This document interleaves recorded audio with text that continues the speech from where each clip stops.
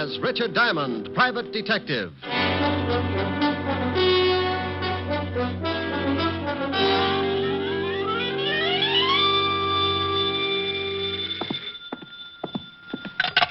Diamond Detective Agency, a corpse to fit every pocketbook. Rick?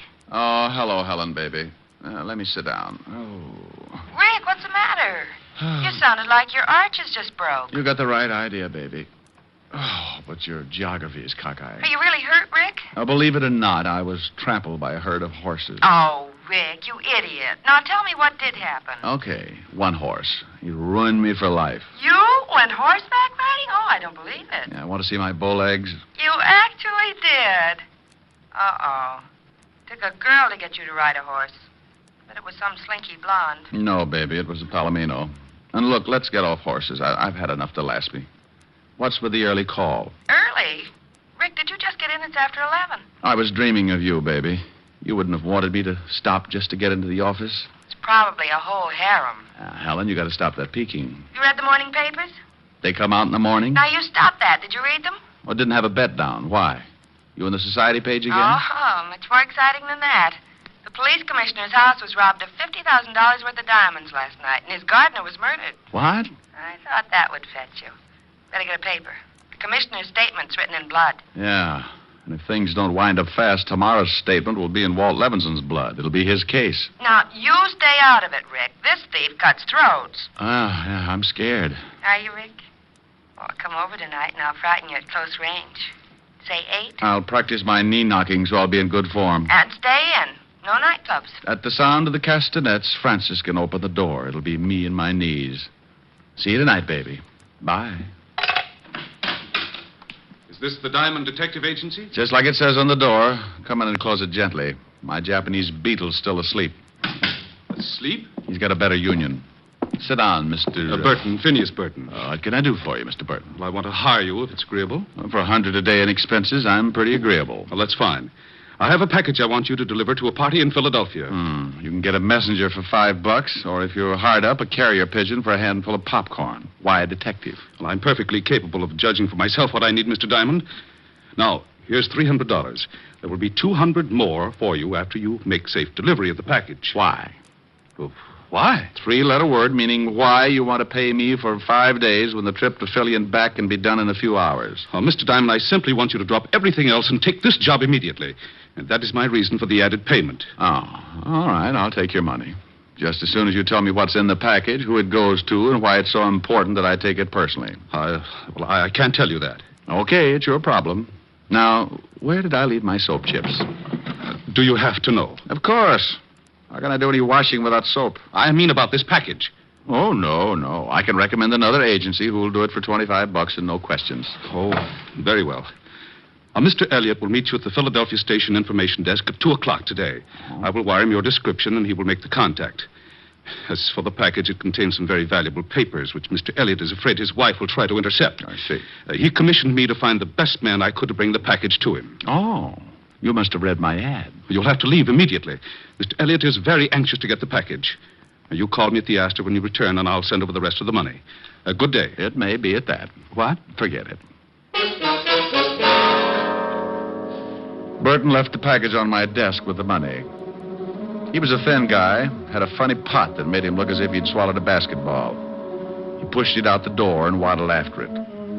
When a guy insists on throwing money in my lap, I get suspicious. And when I remembered the robbery of the night before, I got that lousy feeling again. Now, paragraph 4, section B, rule A of the Detective's Code of Ethics says, quote, upon receiving money to deliver package, detective must never open same. It is unethical. Yeah, who's ethical? Well, surprise. No wonder basketball had been nervous. At the bottom of the box were 5 pretty little diamonds. About 10 grand worth of a guess. Of course, it may have been that Burton thought diamonds should belong to Diamond, but my bet was on a frame-up. A frame that cost the real heisters 10 grand out of 50. It was aimed to get them a nice picture to fit the frame. Me.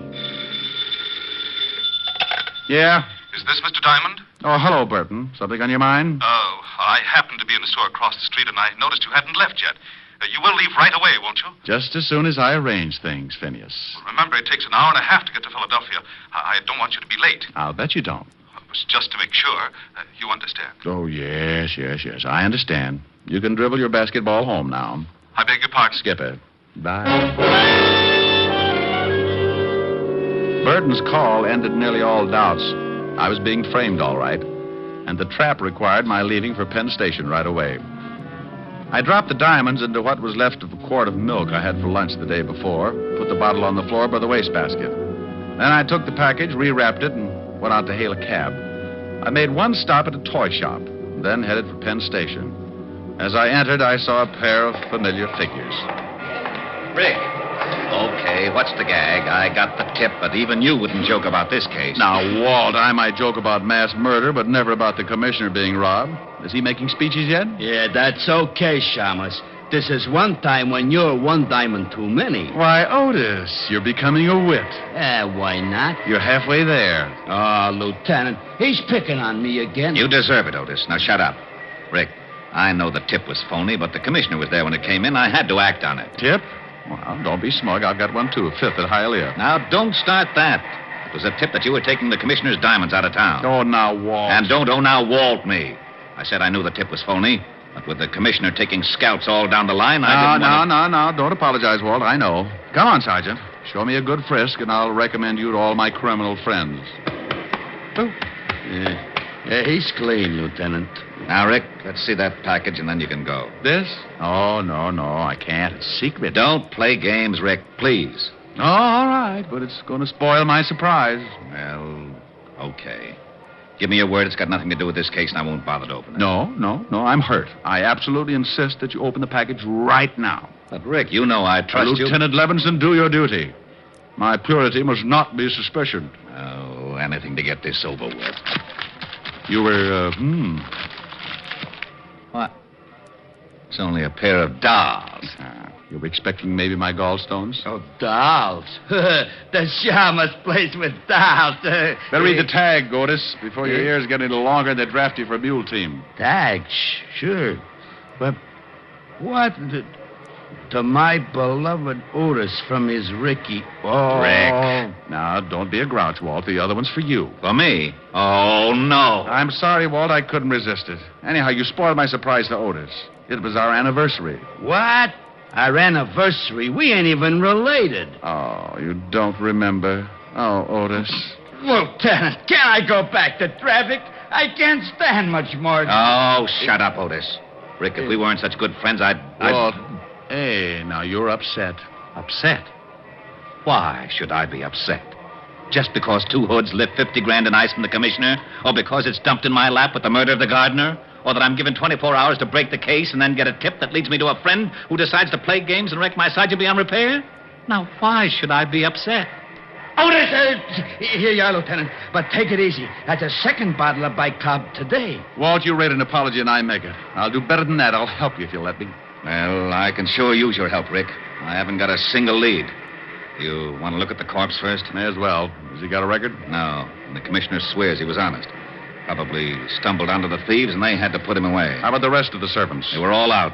Commissioner and his wife were at a party. They'd given the entire staff the night off, but I guess perhaps the gardener returned a little early. Yeah, well, let's go down and take a look at him. I've got a personal interest that makes me want to crack this case. A client? Call him an ex-client. I'll explain him later. Come on.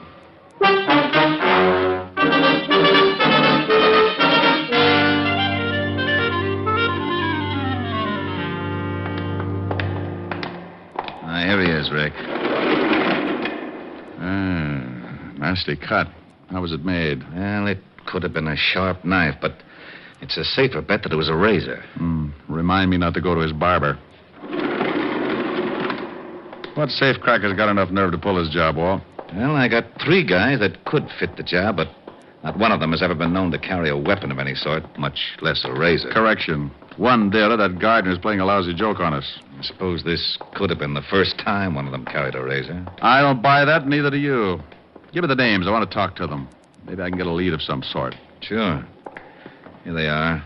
And please, Rick, call me if you get anything. If I can find a nickel. Bye.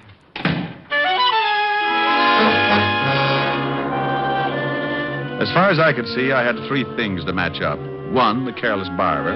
Two, the safecracker with nerve enough to rob the police commissioner. And three, the reason why I was picked as the pigeon. I gave up the idea of hunting for Burton, the guy who came into my office. He was probably a flunky and not worth running down. So I checked the names I got from Walt, grabbed a cab, and headed for the Bronx. The first turned out to be an ex-con trying to go straight by working in a Bronx hash house. The second was likely, but he'd kissed his wife with a beer bottle and spent last night in jail. At the third address, down in Greenwich Village, I met a landlady with gin-loaded tonsils and a cute mustache. She tipped me that my third prospect, Vincent Mayer, might be playing pinochle at Pietro's, which turned out to be a cafe with a 30-foot bar, 3 tables, and a back room. Hey, barkeep. Yeah. What'd it be, Fred? Milk, no chaser. Milk? Who makes it? Oh, you mean like from cows? Never carried the stuff. Where can I find Vincent Mayer? Why don't you ask me, handsome? Wow. Hello, baby. Now, do I look like a baby? No. My name's Jean. What do they call you? Take your pick. Call me Rick. Hey, you talk funny. But you're awful nice. Too nice to be hunting for Vince Mayer. He's a bad boy, Rick. Yeah. Well, I'm trying to be a hero. Where is he? In the back room. There. The guy with the light hair. But be careful. Thanks, baby. I'll buy you a palace. You're going to give me for 80 mil, Joe, 20 clubs, 20 spades, and 40 pinochle. What? No diamonds? Hey. Well, look who's here. What do you want, Shamus? Vince the Iceman, isn't it? Well, now, let's see. Sing Sing, class of 38. Where's your school tie, Vince? The name is Mr. Mayer to you, Diamond, and privates are not welcome here. It's a closed game. Yeah. Move on. Give me a reason. You want to play dead? Oh, come on, Vince. You're not going to get upset just because I think you robbed the commissioner? You did, didn't you? I told my story to the cops. I'll bet. But you didn't answer my question. And here's another. Who's your barber? You're asking for it, Diamond. I was brought up right. Now, let's get off this cat and mouse kick. I want some answers, Vince. Do you? That's right, Junior. I do. All right. Call him, Joe. Hey, what? All right, Joe. Stop it. That's enough, Joe. All right, now drag him out in the alley. Vince, can I, Yeah, okay. Maybe it'll teach him not to get so nosy. But keep that razor in your pocket. I will, honest. This is gonna be real fun. Come on, Shamus. Here's where I do some road work on your liver.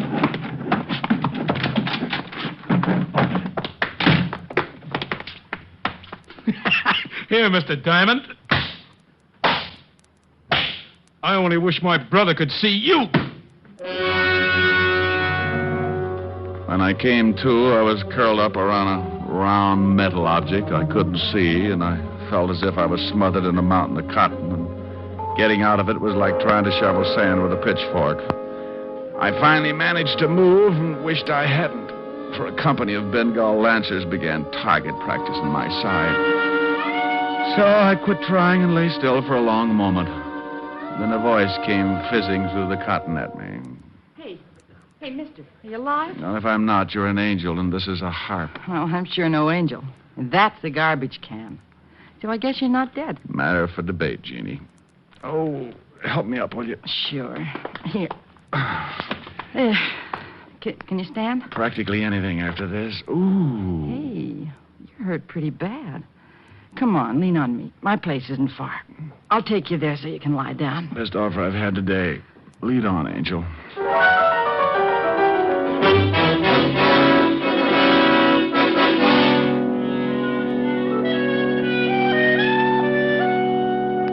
There. Now, how do you feel? I never use language like that in front of a lady. Oh, I'm no lady. I'm a waitress at Pietro's. I heard the noise in the back room. When you didn't come out, I took a look. Ooh. Gee, does your head hurt, baby? Like all my relatives who are inside digging for gold. With luck, I can open my eyes and they won't fall out. You know, we might have had a lot of fun together if you weren't all banged up like this. I'll take that remark up with you later, honey. I'm not usually the kind of guy who runs out on pretty girls, but I only wanted to get my hands on the gonif who tried to kick my brains out. So I took Jean's number, filed it under, for later investigation, and stumbled out into the street. My head was clearing, but it was as slow about it as a dummy doing a striptease. Maybe that's why I didn't notice when I came out of the house that I had two guys for company. Hello, Diamond. Huh? When Pietro told me Jane had run out, I thought I might find you here. She always goes for guys like you. Well, she has taste. I'm glad you came around. I have a few things I want to discuss with you and Joe here. Hold it, Chalmers, or I'll show you how easy it is to get rid of your troubles. No, that's a pretty little gun. Aren't you stepping out of character, Vince? You're supposed to be a smart one. You're getting on my nerves. Yeah? Well, put the gun away and I'll quiet you down a little. You want me to mess him up again, Vince? And what's with you? Come to do your job over again? I may at that. Yeah?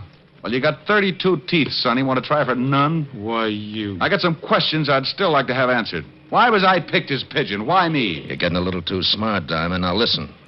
I know you got wise to Burton, so it figures that you still got the package. Now, I got no reasons to give you $10,000 worth of diamonds. I want them back. Oh, dandy. I've got big news for you, Buster. You're not going to get them. Don't make any mistakes, Diamond. I'll use this gun if I have to. Go eat a tombstone. Joe. Yeah, how's your stomach ache? Wait a minute, Joe.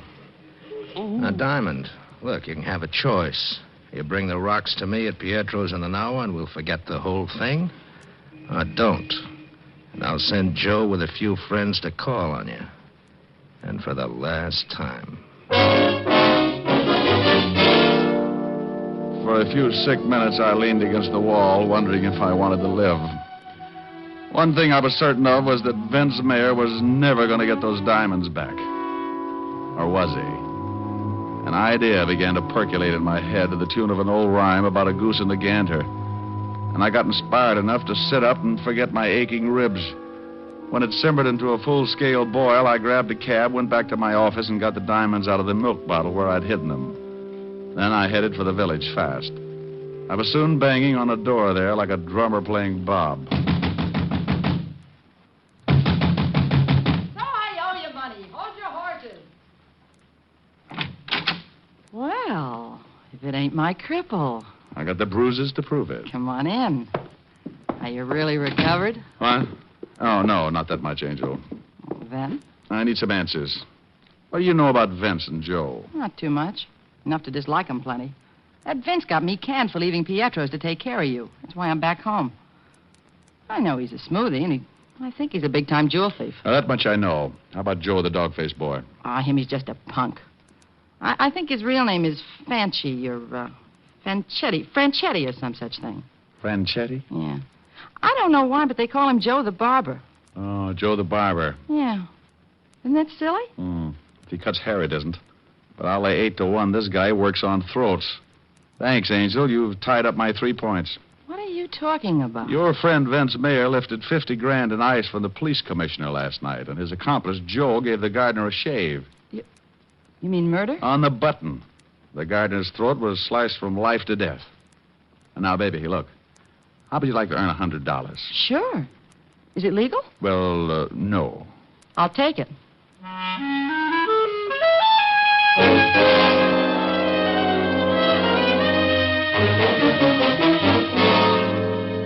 Now, where is he? Will you tell me? Where's Rick? I know where I'd like him to be. I'm worried, Otis. Seriously. Rick is in this thing up to his ears. You mean he was in on that job? Don't be stupid, Otis. Of course not. Rick's no crook. But he's mixed up in this case some way, and I'm worried. He should have called me by now. Gee, hope he hasn't tangled with that razor guy. I thought you hated Rick. Oh, you know I was just talking. I know. What a mess. Rick in danger, and I can't find him. The commissioner's spouting lava all over the city hall. Why the devil did it have to be the commissioner's house? You know, it's kind of funny at that. The commissioner himself. You knucklehead. For 2 cents, I'd... Maybe that's him. Lieutenant Levinson, homicide. Walt, Rick. Rick, where the devil you been? Taking care of some arrangements. Arrangements? Never mind, just listen. I was picked as a pigeon, and some of those diamonds were planted on me this morning. What? I've traced your hoods. They're Vince Mayer and Joe the Barber Franchetti. Now, you come to Pietro's in half an hour, and you'll catch him with part of the diamonds on him. Rick, what is this? Well, Vince had it figured as a double-barrel gag, Walt. First on the cops by raiding the commissioner's house. Second, by dumping a few of the rocks in my lap and tipping the police so I'd take the rap. But why you, Rick? Well, Joe's name, Franchetti. You remember, I sent his brother Tony to Sing Sing a few years back. Oh. I knew he had a brother, but until now, Joe stayed out of Manhattan. I get it. Okay, what's the play? Well, I'm going to take the package back to Vince. Give it to him in Pietro's. The girlfriend will be raising so much fuss no one will notice me. Then as Vince and Joe leave, you nail him with the diamonds. And no alibi for having him. Right. You said half an hour? In front of Pietro's.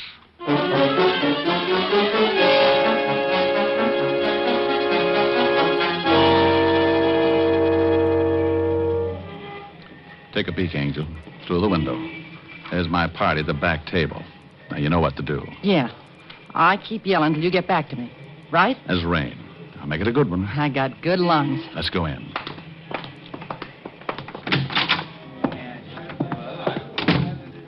Okay, over to the bar. Luck, Rick. There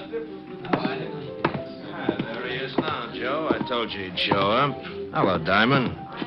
You got something for me? That's right, Vince. Okay, let's have it. I didn't do nothing. Hey, what's going on over there? Stop, stupid dame. Here, do you want the package or not? Oh, yeah, give it to me. Come on, Joe. Let's scram out of here before that dame brings her cops. Yeah.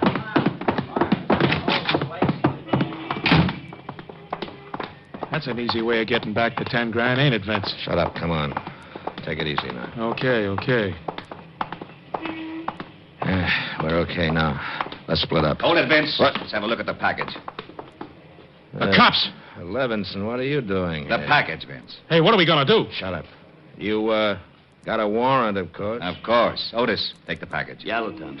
You can't arrest me. I don't even know what's in that package. It was given to me by a friend. Now, don't use the term so loosely, Vince. Why, Walt, what are you doing here? Hello, Rick. I've captured a criminal. No. Yes, and he was carrying a package of his loot. Why, I bet it's part of that diamond robbery. Hey, what is all this? Diamond, you just planted that package on me. Me? Why, stranger, you're telling a fib.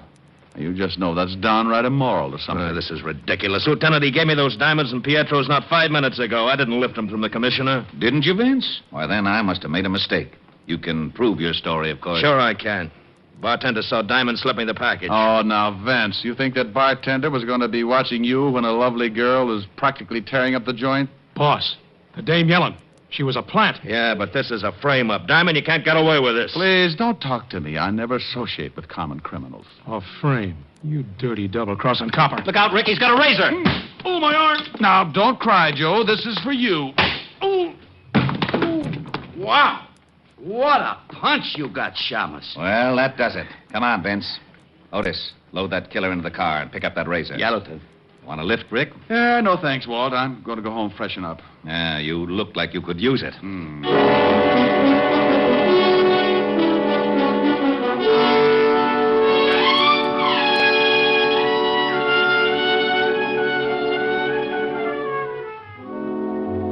I left Walt and headed for my apartment, where I grabbed a stomach full of vitamins and planted myself under the hot shower.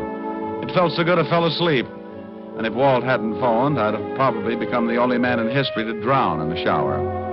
Walt shocked me wide awake with the news that he was holding a $1,000 reward for me. I gave him my nicest thank you and made a mental note to drop by and give half of it to Jean to make up for her losing her job. Around about 8 o'clock, after I'd taken care of dividing the reward, I steered for 975 Park Avenue, made it with no trouble, and rang the bell to Helen's apartment. Oh, good evening, Mr. Diamond. Miss Asher's expecting you, sir. She's in the library. Thank you, Francis. How's your health? My health, sir, is very good, thank you. Well, now, this may come as a shock.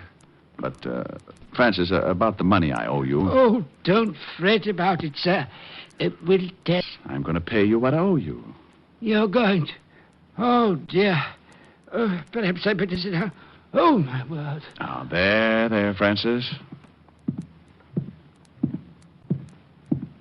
Rick, darling, is that you? It ain't Tom Swift, baby. Come on in the library. Well, okay. But it'll do you no good, my dove. I'm a cripple, a battle-torn veteran. Well, I don't want your muscles, Rick. I'm blue, and I want you to sing to me. Oh, Helen, baby, I don't want to sing. I want Rick, I'm blue. I need cheering up. Now be nice and sing. Well, okay, honey. How's this, huh?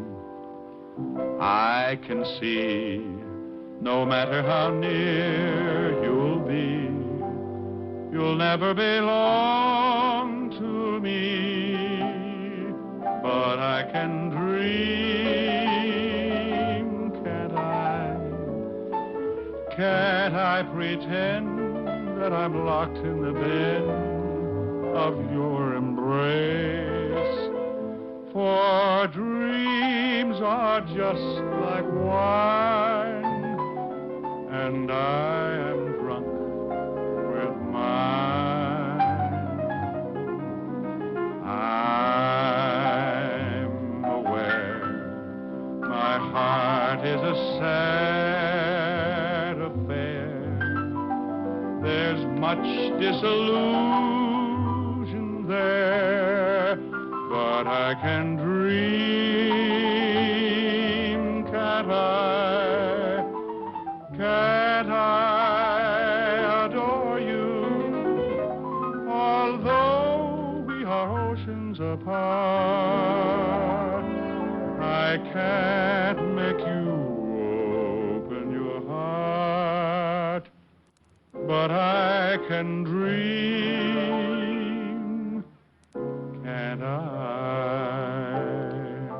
Now there. Still feeling blue, baby? Oh, Ricky, come here.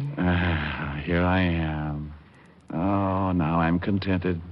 You in my arms, my bills paid off, and my bills... Oh, for Pete's sake, I forgot Francis. Francis? Rick, what are you talking about? Come with me, I'll show you.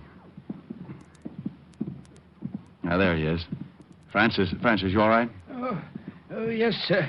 I think so, sir. Rick, will you tell me what's going on in my own home? Well, honey, I paid Francis off, and the shock of having to give back my gun and badge undid him. Oh, well, are you feeling better, Francis? Not very much, Miss Asher. It's that badge and license. Will you miss him that much, Francis? Well, sir, to be very honest, there's a waitress in a tea shop down the street with whom I've been, if you'll pardon the expression, having a fling. Francis, you?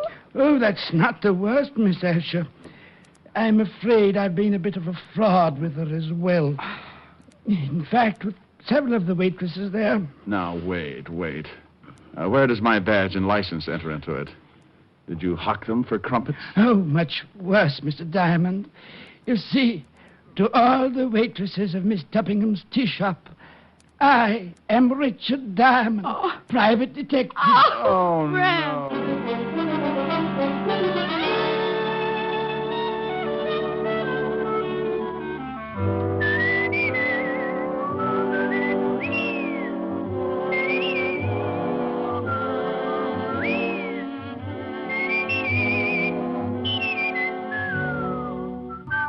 You have just heard Richard Diamond, Private Detective, starring Dick Powell. Helen was played by Virginia Gregg, Jean Tatum, William Conrad, Tal Avery, and Bob Carroll.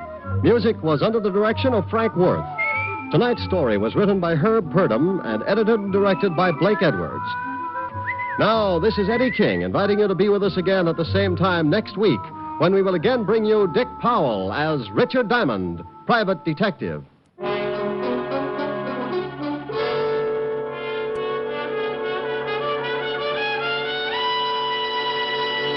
On NBC.